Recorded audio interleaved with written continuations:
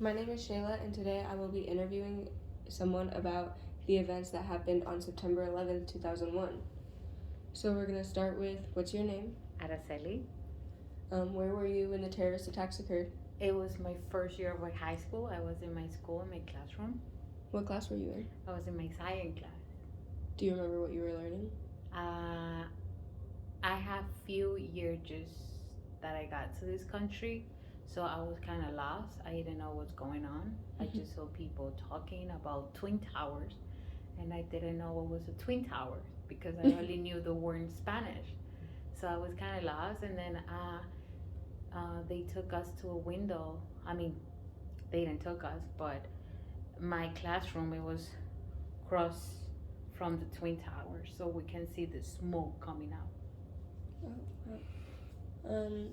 So did you just see it happening, or did someone have to tell you about it? No, they tell us. They stopped the class, and they were telling us what was going on, and then they said we couldn't go home alone, so we have to call someone to pick us up, and it was hard because the connection, it was no lines, everything was crazy, and my parents, they were working, so they were walking and crossing the bridges from the city to the borough of Queens where we used to live. So were your parents the first people who you thought to tell about, or that you thought to warn, and who you were thinking could have been harmed? Yeah, because I was the only one in the family who understand a little bit more what was going on.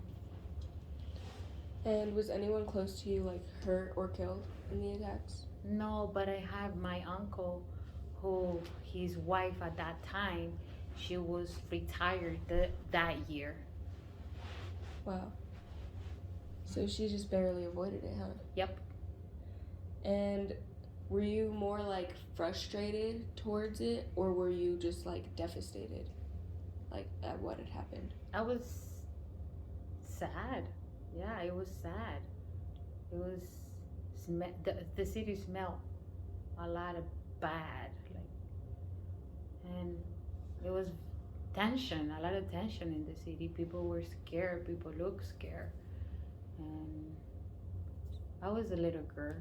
I was 15. So, I mean, honestly, I just felt sad with all these people dying. And I know that you don't really remember how the airport was before that, but would you say that them becoming more strict was satisfactory to changing that? No. Why not? Because a lot of things keep happening, so I don't think they haven't done anything to say, oh, it's secure. Yeah. How often would you say that day crosses your mind? How often do you think about it? I mean, I can say I stayed with it for a good 2 years. Yeah, feel kind of afraid to be on the subway. Yeah. Under,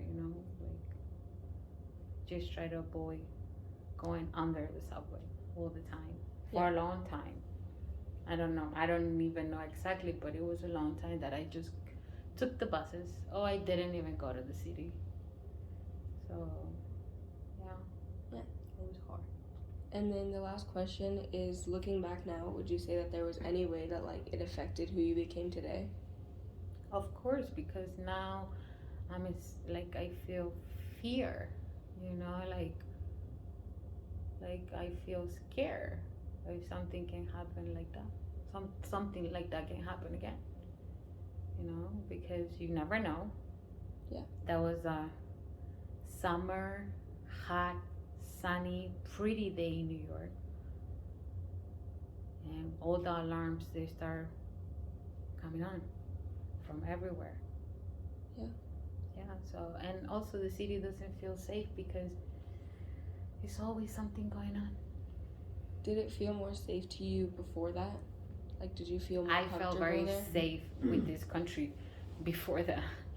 I thought nobody could do anything to this country, but I guess no, it happened. Yeah.